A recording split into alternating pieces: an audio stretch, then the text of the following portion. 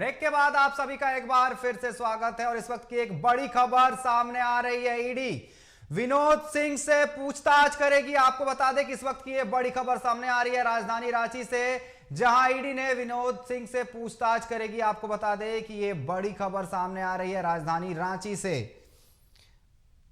अवैध खनन मामले में ईडी करेगी पूछताछ। ग्रिड कंसल्टेंट के आर्किटेक्ट है विनोद सिंह। विनोद सिंह के घर से ईडी ने 25 लाख नगद जब्त किया था। 3 जनवरी को ईडी ने विनोद सिंह के रांची स्थित आवास में छापेमारी की थी, जहां से ईडी ने 25 लाख रुपए नगद जब्त किए थे। वहीं अब यह खबर निकलकर सामने आ रही है कि ईडी विनोद सिंह से पूछताछ करेगी। अवैध खनन मामले में ईडी उनसे पूछताछ करेगी। ग्रिड कंसल्टेंट के आर्किटेक्ट है विनोद सिंह, जिनसे ईडी अब पूछताछ करेगी। पूरा मामला अवैध खनन से जुड़ा हुआ बताया जा रहा है। आपको बता दें 3 जनवरी को ईडी ने विनोद सिंह के रांची स्थित आवास में छापेमारी की थी, जहां से 25 लाख रुपए नगद बरामद किए थे, जिसके बाद आज ये खबर निकलकर सामने आ रही है कि ईडी अब उनसे पूछताछ करेगी। पूरा मामला अवैध खनन से जुड़ा हुआ है। वहीं आपको बता दें कि विनोद सिंह ग्रिड कंसल्टेंट के आर्किटेक्ट है, जिनसे ईडी पूछताछ करेगी।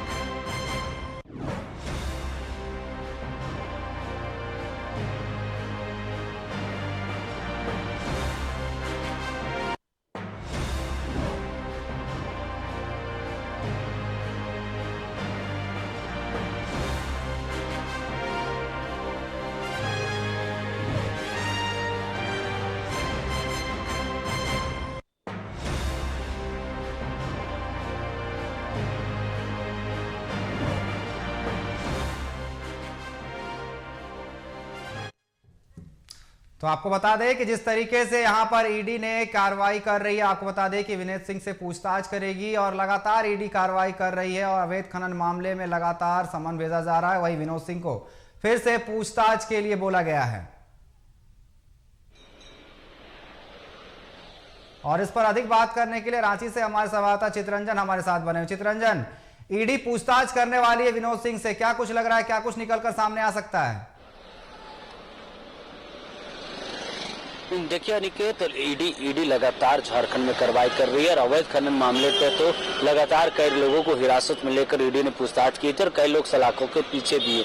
अवैध खनन के मामले में साहिबगंज में अवैध खनन को लेकर लगभग 1000 से भी अधिक का जो अवैध खनन की गई है, उसको लेकर ईडी लगातार पूछताछ कर रही है। पिछले दिनों 3 जनवरी को कई ठिकानों पे ईडी की रेड चल रही थी, जिसमें अभिषेक प्रसाद जो उर्फ पिंटू जो मुख्यमंत्री के सलाहकार है, रामनाथ यादव है जो डीसी है, या उनके जो करीबी पप्पू यादव थे, मुख्यमंत्री के करीबी विनोद सिंह जो मुख्यमंत्री के करीबी बताए जाते हैं, उनके यहाँ ईडी की रेड पड़ी थी, जिनके यहाँ से 25 लाख रुपए नगद की बरामदगी हुई थी। उनके साथ ही साथ कई डॉक्यूमेंट्स मिले थे, पेपर मिले थे, दस्तावेज मिले थे, जिन आधारों पर ईडी उनसे पूछताछ करने के लिए ईडी कार्यालय से ईडी ने समन भेजा था।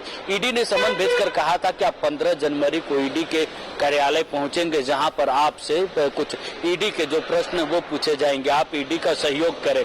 आज 15 जनवरी और आज ही के दिन ईडी कार्यालय उनको 11 बजे तक बुलाया गया। 11 बजे तक उनको ईडी कार्यालय आना है।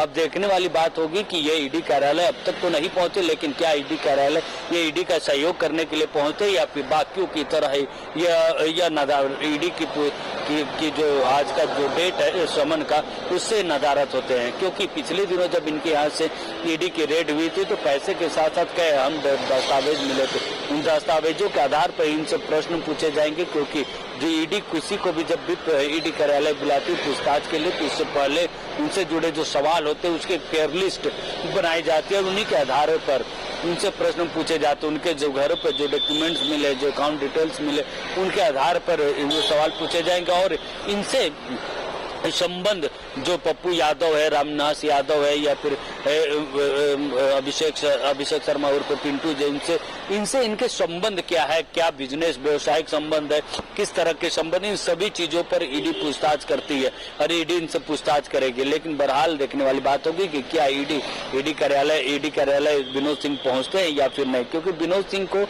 सिर्फ आर्किटेक्ट के नजर से ही नहीं देखा जा रहा। विनोद सिंह मुख्यमंत्री के काफी करीबी दोस्त हैं, तो इसके कारण भी ईडी इनको लेकर तो गंभीर है और ईडी इनसे पूछताछ करेगी। अनिकेत, रंजन, जिस तरीके से ईडी लगातार समन पे समन जारी कर रही है और कई लोगों के नाम सामने आ रहे हैं, तो कहीं ना कहीं जिस तरीके से इनके रांची स्थित आवास से 25 लाख रुपए नगद बरामद किए गए थे, ये पैसे से आर्किटेक्ट है, लेकिन ये जो पैसे बरामद किए गए हैं कहीं ना कहीं इस पे कई और लोगों के नाम भी सामने आ सकते हैं। अगर इनसे पूछताछ होगी तो कई और नाम सामने खुलकर आ सकते हैं। देखिए अनिकेत, आपने सही कहा कि जब इनसे पूछताछ होगी तो जो कई और नाम आने की जो आशंका जताई जा रही है वो नाम आ सकते हैं, क्योंकि इसी तरह ईडी का जो कारवा एक तरह से कहा जाए तो जो कारवा है वो बढ़ता गया है। सबसे पहले ईडी साहिबगंज में रेड की थी, अवैध खनन को लेकर बात सामने आई थी, और उससे भी पहले आपको बता दें कि सबसे पहले सिर्फ पूजा सिंघल पर खूंटी मनरेगा घोटाले को लेकर जांच की थी ईडी ने सबसे पहले झारखंड में। उसके बाद ईडी का जो कारवा वो धीरे धीरे बढ़ता गया, उसके जो जांच की प्रक्रिया है, जांच का जो दायरा है वो बढ़ता गया। अवैध खनन मामले पे जांच हो रही है, अवैध जमीन घोटाले मामले पे ईडी की जांच चल रही है।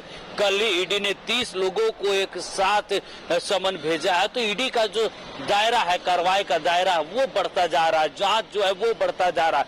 कई लोगों पे जांच कर, कई IAS IPS अधिकारी जांच के दायरे में, कई पॉलिटिशियन जांच के दायरे में है, मुख्यमंत्री के करीबियों के यहाँ जांच चल रही है, ईडी उनको अपने जांच के दायरे पे ली हुई है। तो ईडी का जो जांच का दायरा, जो कार्रवाई है वो उसका दायरा बढ़ गया है। और झारखंड में जिस तरीके से ईडी पिछले 1.5 वर्षों से जो रेड कर रही है, अवैध खनन मामले या फिर भ्रष्टाचार के मामले में जो कार्रवाई कर रही है, उसको लेकर जो इसका दायरा है और भी आने वाले दिनों में बढ़ेगा। लेकिन फिलहाल विनोद सिंह जो मुख्यमंत्री के करीब है, उनको ईडी ने समन भेजा आज की तारीख पर, आज 15 जनवरी को उनको ईडी कार्यालय पूछताछ के लिए बुलाया है और यह भी कहा है कि उनका सहयोग विनोद सिंह को करना होगा, क्योंकि आपको बता दें कि विनोद सिंह की मुश्किलें बढ़ सकती, मुश्किलें इसलिए बढ़ सकती है कि उनके यहाँ से 25 लाख रुपए की कैश की बरामदगी हुई, साथ ही साथ कई अहम दस्तावेज भी उनके यहाँ से मिला, तो उनकी मुश्किलें जो है वो बढ़ सकती है। अनिकेत, जिस तरीके से यहाँ पर ईडी समन पे समन जारी कर रही है, कल जैसे कि 30 लोगों को पूछताछ के लिए समन जारी किया गया, आज विनोद सिंह को बुलाया गया है, तो कहीं ना कहीं ईडी, चाहे वो सफेद पोश नेता हो या वर्दी वाले हो, चाहे व्हाइट कॉलर लोग हो, सब पर ईडी की गाज गिर रही है। और जिस तरीके से ईडी लगातार समन पे समन जारी कर रही है, कहीं ना कहीं कई लोगों के नाम सामने आ रहे हैं और कई लोगों पर गाज गिरने वाली है।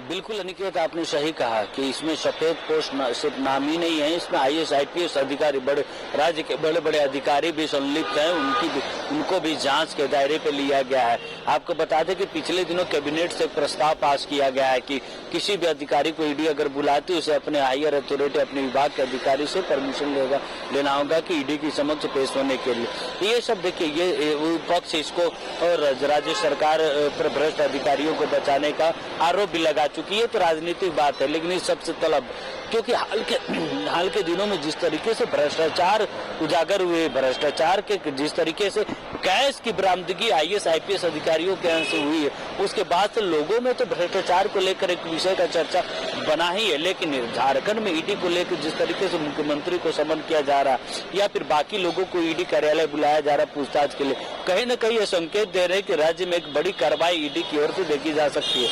हाल के दिनों में कैशों के बाजार में राजनीतिक सरगर्मी बढ़ी हुई थी ईडी की कार्रवाई को लेकर, लेकिन जिस तरीके से कल ईडी ने 30 लोगों को एक साथ समन भेजा है और ईडी अपने कार्यालय पे सुरक्षा के चाको चौबंद बढ़ाई, कहीं न कहीं राज्य में एक बड़ी कार्रवाई ईडी के आने वाले दिनों में देख सकते। वो नाम चाहे IAS अधिकारी हो या फिर सफेद पोस्ट नाम हो या राजनेता, इनमें से कोई भी एक नाम हो सकता है, कोई भी। लेकिन जो ईडी का जांच का दायरा वो बढ़ रहा है, नामों में कई ऐसे नाम है जुड़े हुए हैं जिनको ईडी जल्द कार्रवाई कर सकते हैं और उन पर आगे की ईडी की कार्रवाई चलेगी। अनिकेत, रंजन, जिस तरीके से ईडी लगातार कार्रवाई कर रही है, कहीं ना कहीं झारखंड में ईडी जिस तरीके से कार्रवाई कर रही है, ईडी का साफ तौर पर दिख रहा है कि प्राइम फोकस झारखंड है। जैसा कि आपने बताया कि जो यहाँ के सीएम है हेमंत सोरेन, उन पर भी ईडी का समन आया हुआ है। जिस तरीके से लगातार जो सफेद पोस्ट नेता है, चाहे वर्दी वाले हैं, तमाम हर सेक्टर के जो लोग हैं, सबका नाम इसमें शामिल आ रहा है और ईडी लगातार कार्रवाई कर रही है। तो कहीं ना कहीं ये चीज जो विपक्ष है वो लगातार आरोप लगा रही है कि कहीं ना कहीं आने वाले इलेक्शन है, इसको लेकर के जो केंद्र सरकार है वो केंद्रीय एजेंसियों का गलत इस्तेमाल कर रही है। कहीं ना कहीं इसको लेकर के राजनीतिक बयानबाजी भी तेज हो गई है। जी बिल्कुल अनिकेत, आपने सही कहा कि केंद्रीय जांच एजेंसियों का दुरुपयोग करने का आरोप हमेशा से राज्य सरकार शुरुआती दौर से ही लगा रही कि जिस तरीके से, और सिर्फ झारखंड ही नहीं, आपको बताते कि दिल्ली में भी जो दिल्ली के मुख्यमंत्री अरविंद केजरीवाल, उनको भी ईडी लगातार समन भेज रहे, उनको भी 3 समन भेज चुकी है। तो ऐसे में पूरे देश भर में जो केंद्र जो विपक्ष की सरकार है, जो जिसमें स्थानीय गवर्नमेंट की जो सरकार है, रीजनल पार्टी की जो सरकार है, उन जहाँ ऐसी सरकारी या फिर क्यों कहे तो केंद्र के विपक्ष में बैठी पार्टियों की सरकार, वो लगातार केंद्रीय जांच एजेंसियों का दुरुपयोग करने का आरोप बीजेपी और एनडीए पे लगा रही है। ऐसे में झारखंड में भी बयानों को लेकर जो सरगर्मी है वो तो बढ़ी हुई है। लगातार विपक्ष कर रही है कि केंद्रीय जांच एजेंसियों का दुरुपयोग भाजपा कर रही है, राज्य सरकार को अस्थिर करने का आरोप लग चुकी है। आपको याद होगा निकेत के पिछले दिनों झारखंड में पहली बार रिजोर्ट पॉलिटिक्स भी देखने को मिला था। साथ ही साथ हाल के दिनों में जिस तरीके से ईडी की कार्रवाई चल रही, ईडी जिस तरीके से कार्रवाई कर उसके बाद मुख्यमंत्री की इस्तीफे की बात सामने आई थी। मुख्यमंत्री आवास पे विधायकों की बैठक हुई थी, जिसमें सभी जो सत्ता पक्ष के जो विधायक वो उनके साथ मुख्यमंत्री बैठक किए थे कि एक पूरी रोड मैप तैयार हुआ था कि अगर ईडी आने वाले दिनों में किसी प्रकार का कुछ कार्रवाई करती है या मुख्यमंत्री पे कार्रवाई करती है तो उसको राज्य सरकार किस तरीके से टैकल करेगी, राज्य सरकार कैसे व्यवस्था जो सुशासन व्यवस्था उसको कायम रखते हुए ईडी का जवाब देगी, या फिर राजनीतिक हलचल पे कैसे राजनीतिक हलचल पैदा होगी तो राजनीतिक अस्थिरता आएगी, तो उस समय कैसे राज्य में स्थिर सरकार चल सके। इन सभी चीजों को लेकर मुख्यमंत्री आवास में पिछले दिनों बैठक हुई। तो इन सब तो जो सरगर्मी है वो तो बढ़ी हुई, लेकिन बहरहाल मुख्यमंत्री ने गांडी विधानसभा सीट को खाली करवाकर इस पर थोड़ा सा कोमा जरूर लगवाया। लेकिन हाल के दिनों में जिस तरीके से ईडी की कार्रवाई का दायरा बढ़ा है, कहीं न कहीं इसमें कोई दो मत नहीं है कि आने वाले दिनों में